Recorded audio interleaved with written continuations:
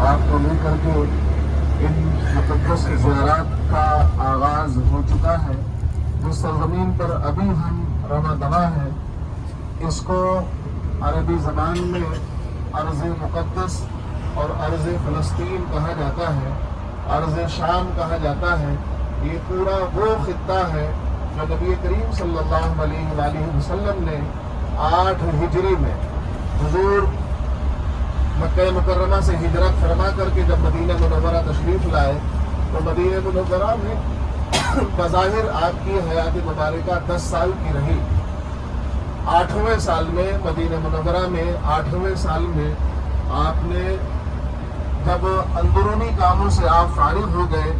اور ایک بہترین حکومت اسلامی آپ نے اسٹیبلش فرما دی اور اس کے بالوں پر بنا دیے، اس کے ارکان متعین فرما دیے، اس کے بعد آپ نے بیرونی دنیا کی طرف توجہ فرمائی اور سب سے پہلے آپ نے تمام دنیا کے جو بادشاہ اور عمراء اور گورنرز تھے ممالک کے، ان کے پاس لیٹرز لکھے، ان کے پاس خطوط لکھے اور باضابطہ اس میں اللہ کے نبی صلی اللہ علیہ وآلہ وسلم کے الفاظ کو آپ جب پڑھیں گے تو آپ کو حیرت ہوگی کہ مدینے کی ایک چھوٹی سی ریاست کو بنانے والے ہم سب کے آقا کریم صلی اللہ علیہ وآلہ وسلم کس جرأت مومنانہ اور کس جرأت و شان کے ساتھ میں خط لکھ رہے ہیں، اور خط میں لکھتے ہیں کہ اسلام قبول کر لو، مسلمان بن جاؤ، سلامت رہو گے۔ کسی قسم کی کوئی ایسی مداہنت اور لفظوں میں بھی کسی طریقے سے ایسی کوئی بات نہیں تھی جس سے لگے کہ چاپلوسی کی جا رہی ہے اور یہ کیا جا رہا ہے، وہ کیا جا رہا ہے، جس سے آج ہم محروم ہو گئے ہیں۔ حضور نے جو اپنے اولین خطوط لکھوائے ان میں سیدھی سی بات تھی، اللہ کے نام سے شروع تو بہت مہربان نہایت رحم والا، اور مجھے محمد صلی اللہ علیہ وآلہ وسلم کو اللہ نے پیغمبر بنا کر کے بھیجا ہے اور میں اس سلامتی کی دعوت آپ تک پہنچا رہا ہوں، اسلام قبول کر لو، سلامتی میں رہو گے۔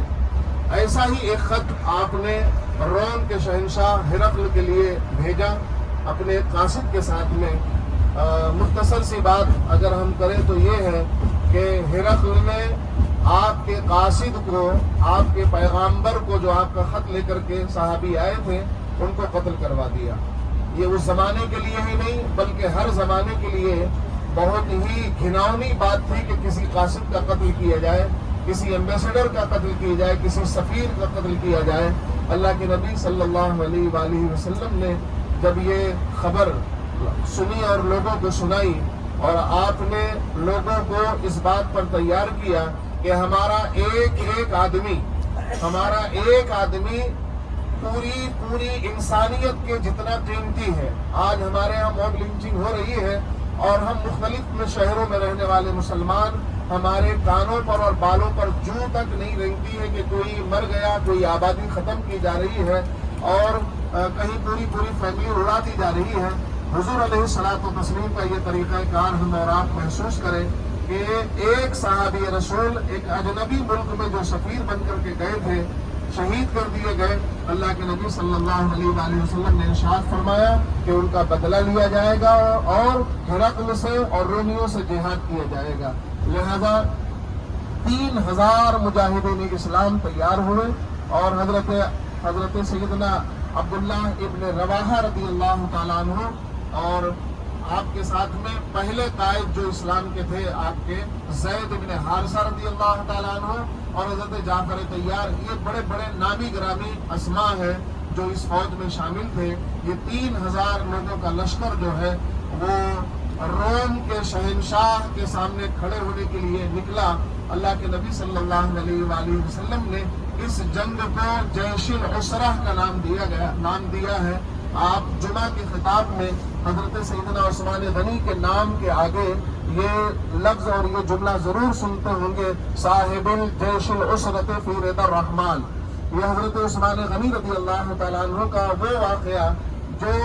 آپ نے بہت بڑھ چڑھ کر کے مال و زر پیش کیا تھا اور اس جنگ کے سامان کی کفالت کی تھی۔ آپ نے مجاہدین کو گھوڑے فراہم کیے تھے، کپڑے فراہم کیے تھے، تلواریں فراہم کی تھی، اور یہ وہی موقع ہے کہ جس موقع پر سیدنا صدیق اکبر اپنے پورے گھر کا مال لے کر کے آ گئے تھے۔ تو حضور کے اس اعلان پر 3000 صحابہ تیار ہوئے اور مجاہدین اسلام کا یہ لشکر چلا، اور یہی جس جگہ پر اب ہم تقریباً 100 کلومیٹر کا سفر کر کے پہنچیں گے، تبوک کے مقام پر آپ لوگ پہنچے۔ جب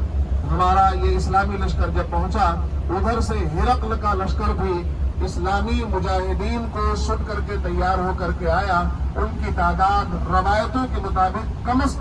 کم جو کمزور ترین پہلو اگر ہم اس کا بیان کریں کہ وہ کم سے کم کتنے آئے تھے، تو 1,00,000 کی تعداد میں وہ آئے تھے، اور پورے کے پورے ساز و سامان کے ساتھ لیس تھے۔ ہر چند کے حضرت عثمان غنی رضی اللہ تعالیٰ عنہ نے مدد کی تھی، ہر چند کے ابو بکر رضی اللہ تعالیٰ عنہ نے اپنے پورے گھر کا اثاثہ پیش کر دیا تھا۔ اس کے باوجود اتنی دوری کا سفر بعض مجاہدین کو پیدل ہی طے کرنا پڑا تھا، اور بعض کے پاس تلوار تھی، گھوڑے نہیں تھے، بعض کے پاس گھوڑا تھا تو تلوار نہیں تھی۔ اس طریقے سے قسم پرسی کے عالم میں اس جنگ کے لیے مجاہدان شان کے ساتھ مسلمان یہاں آئے، اور جب اس لشکر جرار کا سامنا ہوا، اللہ کے نبی صلی اللہ علیہ وسلم نے مدینہ منورہ میں بیٹھے بیٹھے اس جنگ کا حال پوری مملکت اسلامیہ کو، اور خاص طور پر مدینہ منورہ کو لوگوں کو فکر تھی کہ جنگ کے میدان میں کیا ہو رہا ہے۔ اللہ کے نبی صلی اللہ علیہ وسلم مسجد نبوی شریف کی کچی فرش پر بیٹھ کر کے روزانہ کے مطابق جو ہے آپ جنگ کے حالات اور ان کے سفر کے حالات بیان فرماتے رہتے تھے۔ ٹھیک جس دن یہ جنگ ہو رہی تھی، اللہ کے نبی علیہ الصلوۃ والتسلیم نے جنگ کے احوال بیان فرمائے کہ جناب زید ابن حارثہ رضی اللہ تعالیٰ عنہ شہید ہو گئے،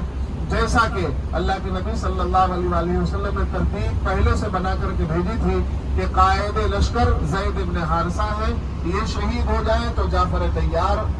جو ہے امیر بنیں گے، اور جب یہ حضرت سیدنا جعفر طیار شہید ہو جائیں گے تو ان کے بعد حضرت عبداللہ ابن رواحہ جو ہیں وہ کمان سنبھالیں گے، اور ان کے بعد پھر مسلمان جو ہے آپس میں لیڈر طے کر لیں گے۔ اور وہی ہوا، زید ابن حارثہ شہید ہوئے، حضرت سیدنا جعفر ابن طیار شہید ہوئے، اور ان کے بعد حضرت عبداللہ ابن رواحہ شہید ہوئے۔ اور اس کے بعد مسلمانوں کو ہلکی سی جب پریشانی ہوئی اور مسلمان فوج تتر بتر ہونے کے قریب تھی، کہ وہی اسلام کے عظیم جرنیل اور عظیم ہیرو احد میں جنہوں نے مسلمانوں کو تکلیف پہنچائی تھی، آج وہ ہیرو بن کر کے ابھر رہے ہیں۔ سیدنا سیف اللہ خالد ابن ولید رضی اللہ تعالیٰ عنہ ابھر کر کے آئے، کمان سنبھالی، اور کمان سنبھالتے ہی تتر بتر ہوتے ہوئے صحابہ کو جمع فرمایا، اور جمع فرما کر کے حکمت عملی کے ساتھ کبھی پیچھے ہٹتے، کبھی آگے بڑھتے، کبھی دائیں نکلتے، کبھی بائیں نکلتے، یہاں تک کہ اس چھوٹی سی ٹکڑی کے ساتھ میں آپ نے، یعنی ٹکڑی ہی کہا جائے گا کہ 3000 کا لشکر، اور کہاں لاکھوں کا لشکر، وہ بھی ساز و سامان سے لیس، اور وہ بھی اپنے وطن سے انتہائی دوری۔ لہذا حضرت سیدنا خالد بن ولید نے اپنی جنگی حکمت عملی سے نہ صرف یہ کہ اپنے لشکر کی حفاظت فرمائی، بلکہ رومیوں کو فرار پر اور بھاگنے پر مجبور کیا۔ رومی میدان چھوڑ کر کے چلے گئے، اور بڑی تعداد میں وہ جہنم رسید کیے گئے، اور اس طریقے سے فاتحانہ شان کے ساتھ میں حضرت سیدنا خالد بن ولید رضی اللہ تعالیٰ عنہ اپنے لشکر کو فاتحانہ شان کے ساتھ مدینہ منورہ لے کر کے آتے ہیں۔ یہیں سے حضرت سیدنا خالد بن ولید کا چمک